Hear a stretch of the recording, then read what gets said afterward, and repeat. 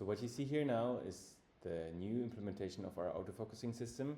So you go to focus log here on the left hand side, you activate measure running, and then you can observe the image from the focusing detector.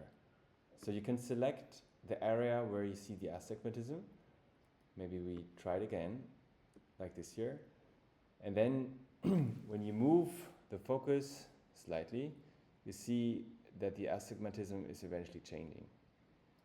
The update rate here is relatively low, but what you can see here is the evaluation of the focusing signal.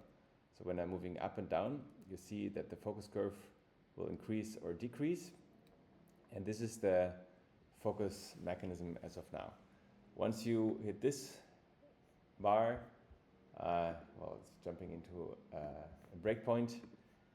There is a feedback control loop where you have continuous motion of the Z stage with respect to the focus value here. So this keeps the focus in the sample in focus based on the controller values you enter here. So this is all open source, and you can find it in ImSwitch.